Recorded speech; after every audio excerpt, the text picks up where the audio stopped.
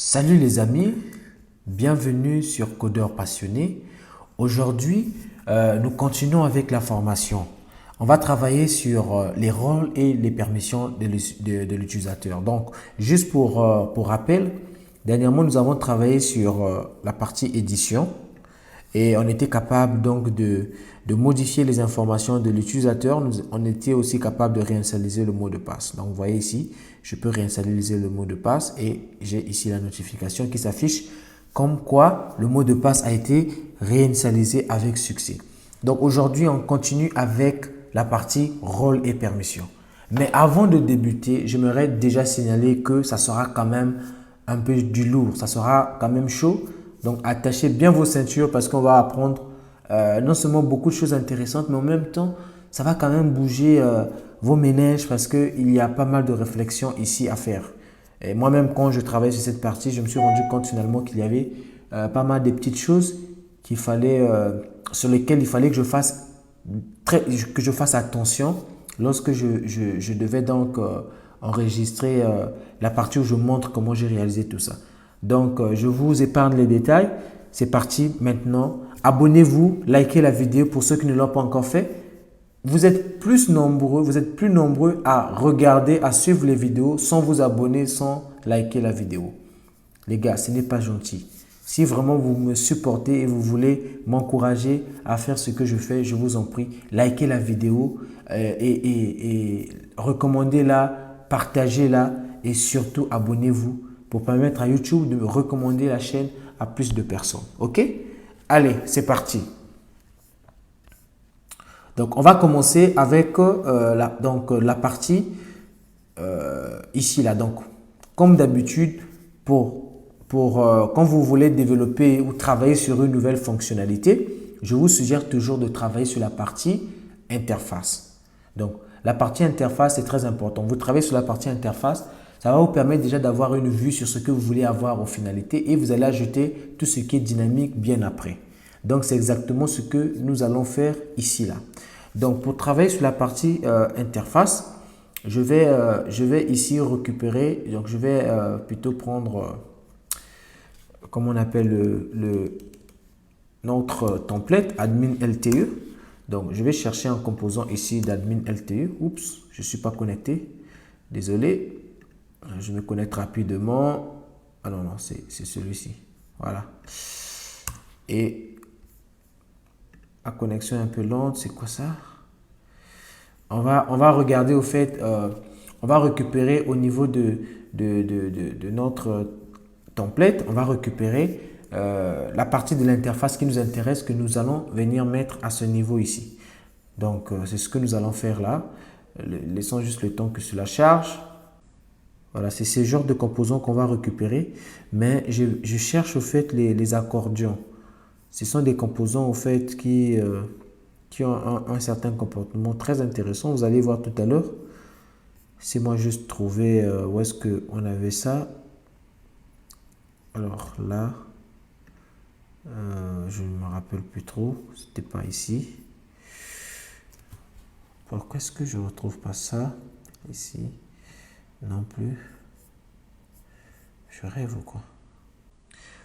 Voici les amis ce que j'ai collé ici. Donc j'étais en train de fouiller le composant en question. Malheureusement, je n'ai pas pu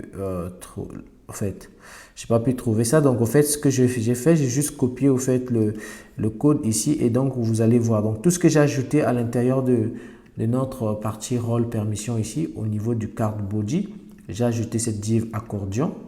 Et puis ici, j'ai ajouté une autre card. Donc, j'ai créé une card. Donc, ici, c'est Bootstrap. Et puis voilà. Donc, vous pouvez juste mettre pause à ce niveau et vous pouvez copier tout ce qui est ici là. Vous aurez le résultat qui est ici là.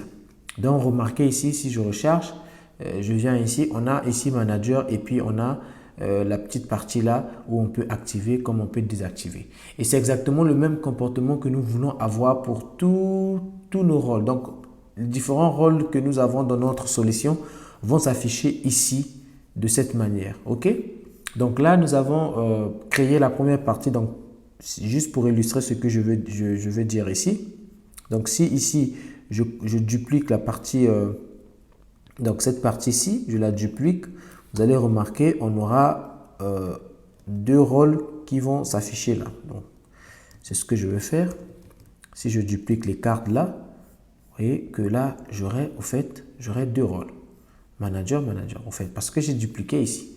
Donc là, on a bien compris, on a déjà au fait un modèle sur lequel on peut se baser et par la suite, on pourra faire notre boucle pour générer automatiquement les différents rôles que nous avons au niveau de la solution. Donc ça, c'est déjà quelque chose de bien. C'est déjà fait. Ensuite, on va ajouter la partie des permissions. Donc les permissions aussi, on va faire plus ou moins la même chose. Donc au niveau des permissions, nous avons ici le card body. Donc ici, au niveau, pour mettre la partie permission, on va au fait créer, une autre div. Donc cette div là, en fait, elle n'a pas besoin d'avoir une classe et on va créer au fait une table. Donc les permissions, on va les mettre sur un tableau, ok? On va les mettre sur un tableau, on va les aligner sur un tableau, c'est nettement mieux. Bon, après, ça dépend de ce qu'on veut avoir. Si on veut, on peut aussi garder le même look qu'ici. Mais moi, je voulais juste qu'on fasse la différence vu qu'on aura beaucoup plus de permissions que les rôles. Donc, c'est mieux qu'on les mette sur les tableaux juste pour économiser de la place et puis pour permettre un bon formatage. Donc, vous êtes libre de choisir ce que vous voulez. Alors, ici, on va mettre un T-head et puis on va ajouter un TH. Donc, ici, au niveau du TH, ici, on aura permission. OK. Et puis, on aura un deuxième TH qui sera vide. On ne va rien mettre là. Et là, on aura un T-body. Et à l'intérieur du T-body, on aura des TR. Et à l'intérieur des TR, on aura un TD, un premier TD et un deuxième TD. Ici, on aura le nom de la permission. Donc, ici, le nom de la permission, bah, ça sera quoi? Par exemple, ajouter, on va dire par exemple, ajouter un client. Ça sera le nom de notre permission. Et puis ici, comme action, on va ajouter au fait le input qui est ici. Donc, on va juste copier le input qui est ici et on va venir coller ça ici. Or, il s'avère que ce input-ci, pour qu'il ait la forme que nous avons vue ici, il faut le mettre à l'intérieur du div. Donc, on va copier tout ce div-là et c'est ce div qu'on viendra déposer ici. OK? Et puis, on va juste modifier les identifiants ici parce qu'on ne peut pas avoir deux éléments avec le même identifiant en HTML. C'est pas propre du tout. Donc, ici, on va dire custom switch. On va, par exemple, on va dire permission, par exemple. OK? Juste pour différencier nos identifiants ici.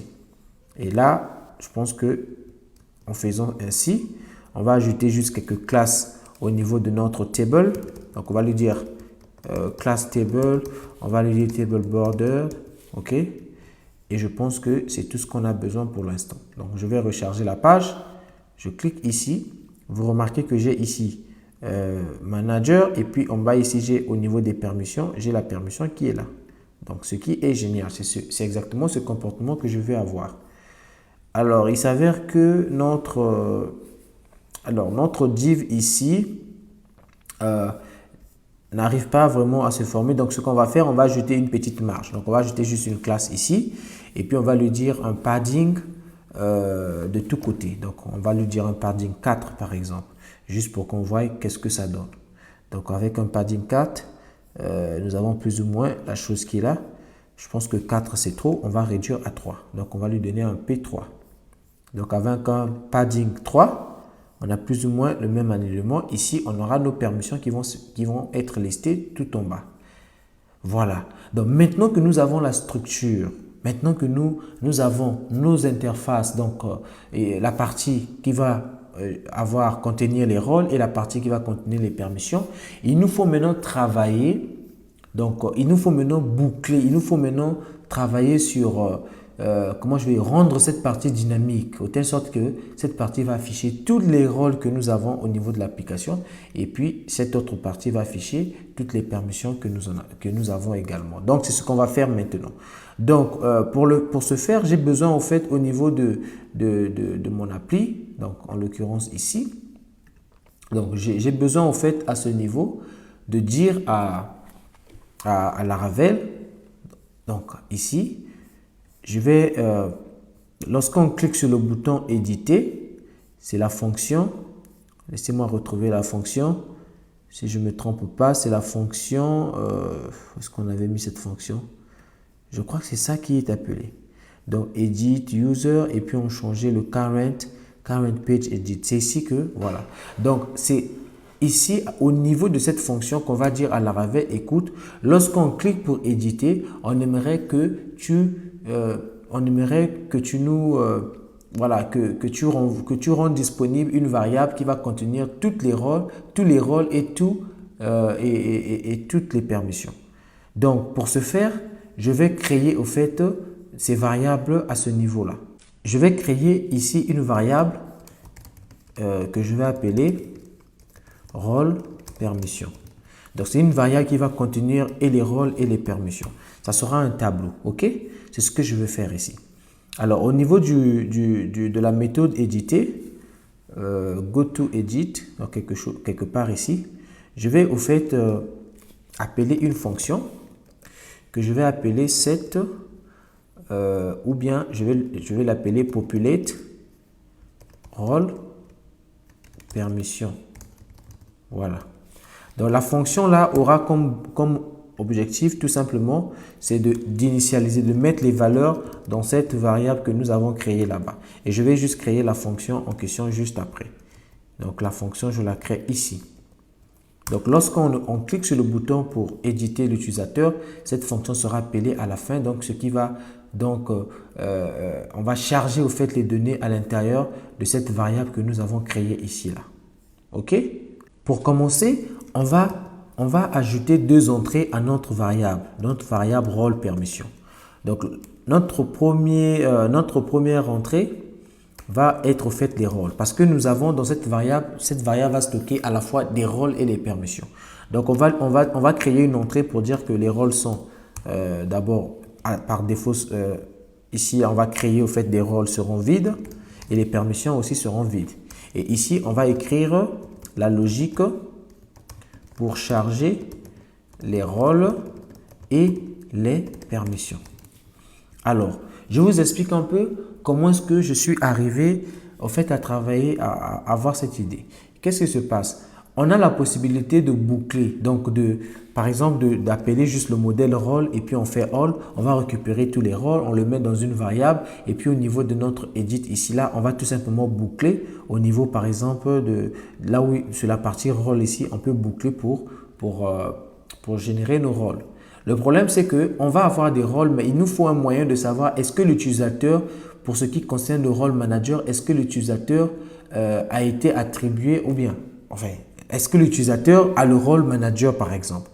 Donc, il nous faut pas, on n'a pas juste besoin de boucler pour afficher juste les rôles, mais il faut qu'on affiche des rôles et il faudrait qu'on signifie à nos utilisateurs que tel utilisateur a accès à tel rôle.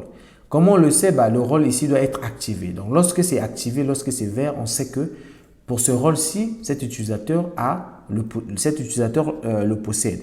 Et lorsque c'est en rouge, on sait que l'utilisateur ne le possède pas. Donc, on a non seulement besoin de boucler les rôles, de les afficher, mais on a aussi besoin de connaître leur état par rapport à l'utilisateur actuel pour lequel nous voulons apporter des modifications. Et c'est ça qui rend la chose un peu plus complexe. Voilà pourquoi l'une des façons de le faire, c'est ce que je suis en train de faire ici. C'est-à-dire qu'on va faire ceci. On va boucler sur toute la collection des rôles. Et puis pour chaque rôle, on va vérifier est-ce que l'utilisateur possède ce rôle-là. Si l'utilisateur ne possède pas ce rôle-là, on va signifier au niveau de ce rôle-là que l'utilisateur n'a pas ce rôle. Et si l'utilisateur possède ce rôle, on va aussi signifier qu'il en a. Donc, on va créer une clé qui va au fait dire si oui ou non l'utilisateur possède ce rôle-là. Comme ça, lorsqu'on va boucler de l'autre côté là-bas, on ne va pas seulement afficher les noms des rôles, mais par rapport à cette clé-là, dans laquelle on va enregistrer une variable booléenne qui va nous dire soit si oui ou non l'utilisateur possède ce rôle, on pourra aussi changer l'état de ce bouton on et off là. Donc, c'est ce que nous allons faire, ok? Je ne sais pas si je suis clair avec cette explication, mais vous allez voir tout à l'heure qu'est-ce que je voulais dire par là. Donc, pour ce faire, on a besoin d'un moyen de savoir, on va récupérer par exemple tous les rôles que l'utilisateur possède. OK? Donc, on va faire rôle, on va créer une variable qui va être rôle ID. OK? Ensuite, on va au fait chercher à récupérer les différents rôles de l'utilisateur. OK? Donc, si vous voulez, ici, on va récupérer les différents rôles de l'utilisateur. Donc, on va dire user find et on a besoin de récupérer l'utilisateur qu'on veut modifier. On sait que nous avons une variable edit user qui nous permet au fait de récupérer l'ID de l'utilisateur qu'on veut modifier. Donc, on va le passer là. Donc, cette instruction va nous récupérer l'utilisateur sur lequel on veut apporter la modification. Et tout ce qui va nous rester à faire, c'est d'appeler la fonction, plutôt la relation rôle. Rappelez-vous, cette relation rôle, c'est celle-là que nous avons définie à l'intérieur du modèle user lorsque nous avons défini la relation entre le user et les rôles. Donc, c'est cette fonction que nous appelons ici. Et nous, alors, ici, en le faisant, nous aurons en fait tous les différents rôles de l'utilisateur. OK? Nous aurons les différents rôles de l'utilisateur. Si vous voulez qu'on teste, on va juste faire un dump. On va faire un dump de roles. OK? Et vous allez voir qu'à ce niveau, lorsque je recharge et que je clique là, OK, vous voyez que là, il m'affiche au fait les différents rôles que j'ai. Là, j'ai la relation belongs to many.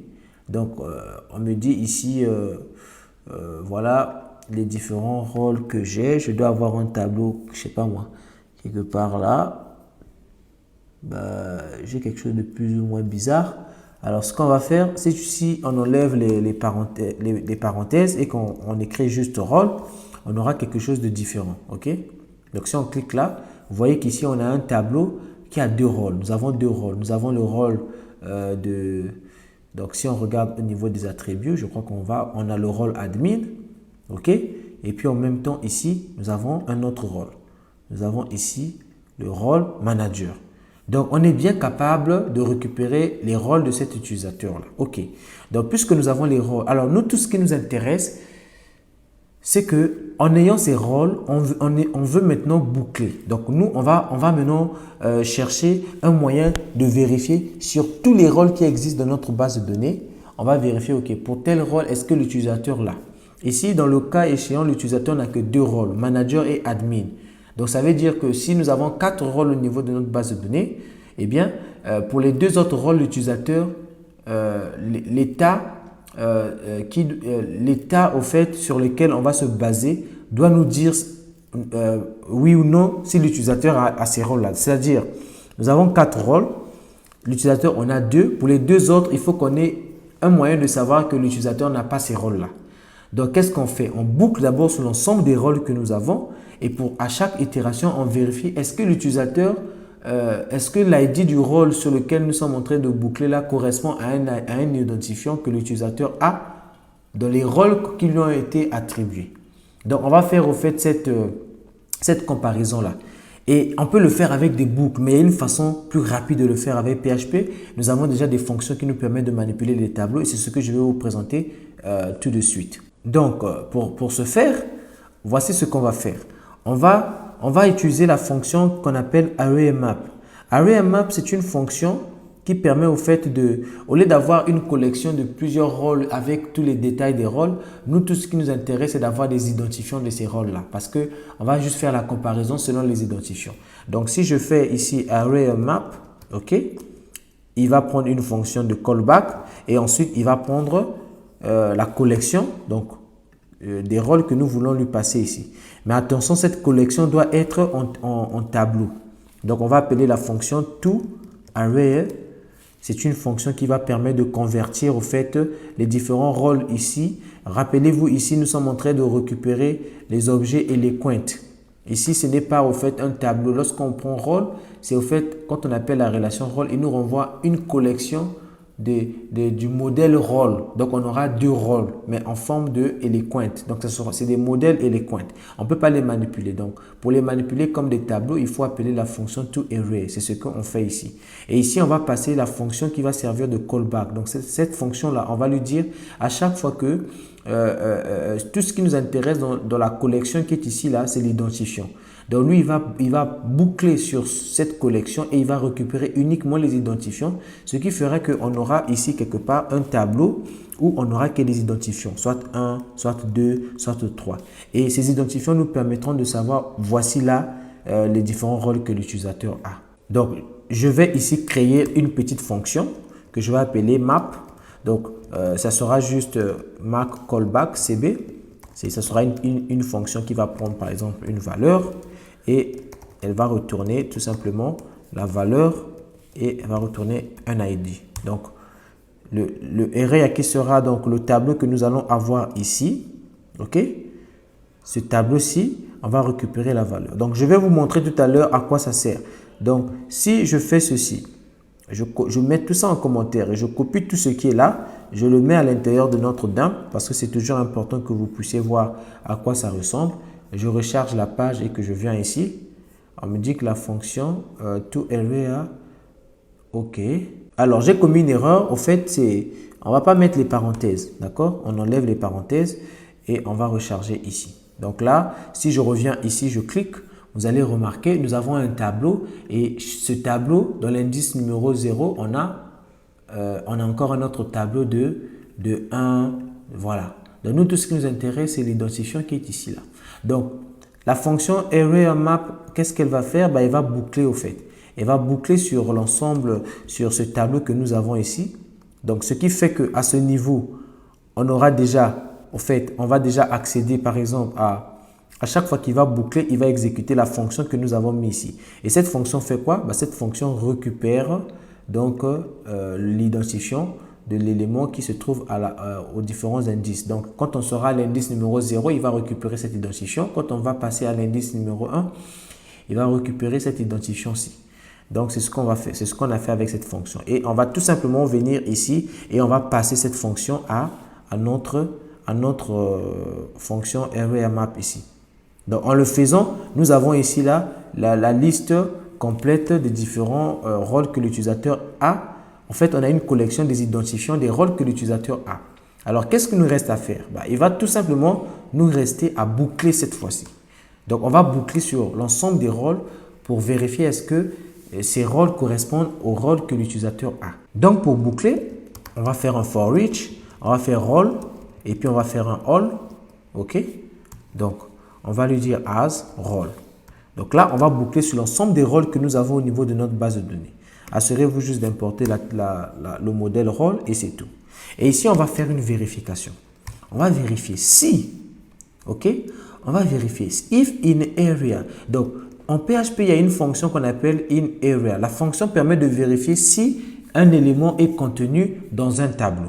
Donc, qu'est-ce qu'on veut vérifier ici? On veut vérifier si le rôle ID qui est ici là, donc si l'ID du rôle ID là correspond, OK, à un élément qui va se trouver dans le tableau que nous avons, des tableaux des identifiants que nous avons formés ici. En ce moment, on conclut que l'utilisateur a ce rôle-là.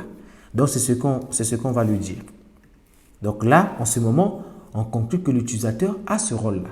Et tout ce qui va nous rester à faire, c'est d'ajouter, donc au niveau de notre tableau des rôles ici que nous avons mis, que nous avons initialisé ici à vide, on va maintenant l'initialiser. On va faire un push, arrêt et push, et on va dire, tu vas ajouter à l'intérieur du tableau rôle, permission, plus précisément sur l'entrée roles, tu vas ajouter donc une autre entrée qui va s'appeler, donc on aura role ID qui sera égal à l'identifiant du rôle ici. Ensuite, on aura rôle nom, si vous voulez, qui sera tout simplement égal à rôle ici, le nom.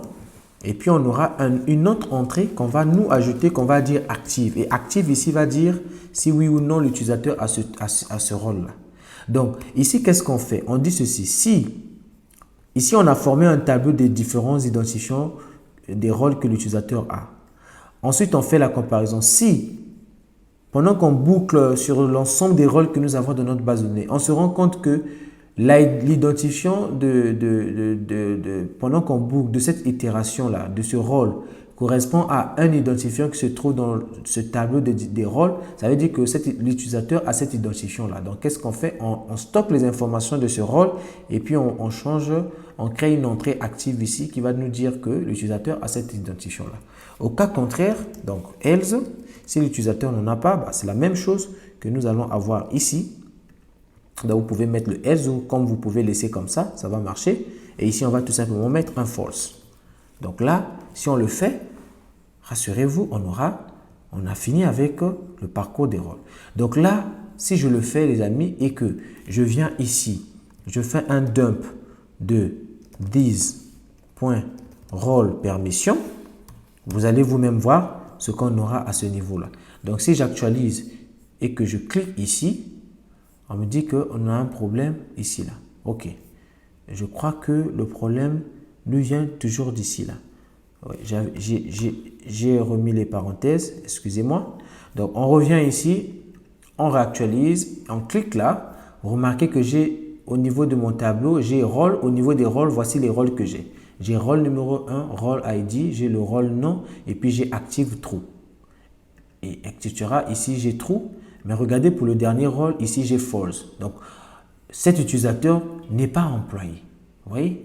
Et c'est la même chose qu'on va faire aussi pour les permissions. Donc, c'est la même chose qu'on va faire pour les permissions. Je vais juste venir ici et je vais dupliquer. Et ici, je vais dire, au lieu de dire roles, je vais dire role ID pour que ça puisse avoir un sens. Je vais remplacer ça ici. OK? Et là, je vais dire permission ID.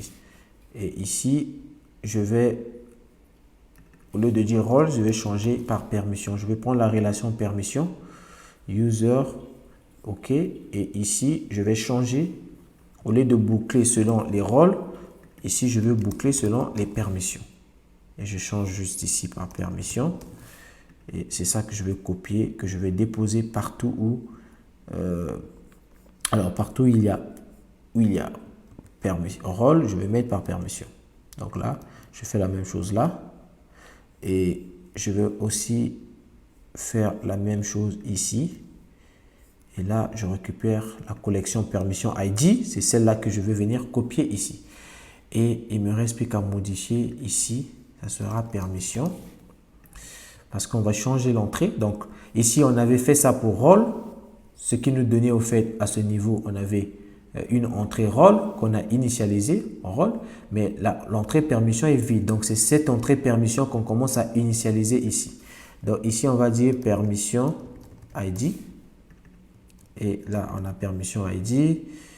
Ici, on va dire permission non. Et puis, on va dire permission non également ici. Donc là, si je revérifie et tout est bon, on va juste importer la classe, le modèle permission ici. Et si je reviens, j'actualise ici et je clique là, remarquez, j'ai des rôles ici et j'ai des permissions ici également. Donc là, c'est vraiment déjà un premier niveau.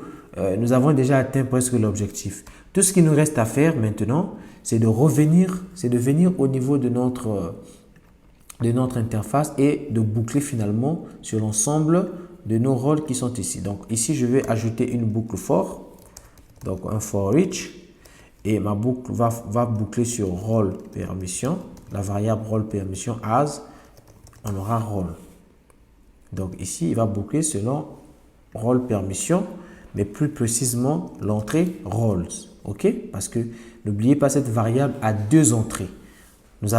Au départ, nous avons créé cette variable, elle était à vide, mais ici, lorsqu'on appelle la méthode populate role permission, on a créé deux entrées et on les a ensuite initialisées ici avec la fonction area push. On a commencé à mettre des valeurs dessus, donc à ne pas oublier. Et donc, je vais aussi mettre ici mon end for each. Et donc là, une fois que c'est fait, tout ce que j'aurai à faire, c'est de changer ici. Donc là, on va dire rôle. On va dire rôle non, parce que c'est ce que nous avons mis ici. On a mis, rappelez-vous, on a mis rôle non ici pour stocker le nom de notre rôle. Donc déjà, si je fais ça, j'actualise, vous allez voir que au niveau des rôles, déjà, on va avoir OK. Alors, on nous dit qu'on essaie d'accéder à rôle nom alors que rôle nom n'est pas un objet. En fait, c'est parce que la façon dont nous essayons d'accéder à rôle nom ici, c'est la façon d'accéder aux propriétés des objets. Alors que ici, nous, c'est plutôt un tableau. Donc, on va juste utiliser cette forme-là. OK? Je fais ça, j'enregistre. Et si j'actualise, vous remarquez que bam, j'ai tous les rôles qui s'affichent ici. J'ai tous les rôles qui s'affichent ici. Et donc, comme on peut le voir, les amis, nous avons nos rôles qui s'affichent ici. Maintenant, tout ce qu'il nous reste à faire, c'est de se rassurer que on va gérer cette partie pour qu'il nous affiche si le rôle a été activé ou si le rôle n'a pas été activé. OK? C'est ce que nous allons faire sur la vidéo prochaine. Abonnez-vous, likez la vidéo et surtout partagez. N'hésitez pas les amis, j'ai vraiment besoin de votre soutien dans ce sens-là. On se retrouve lors de la prochaine vidéo où nous allons finir cette partie-là. OK? Allez, à la prochaine.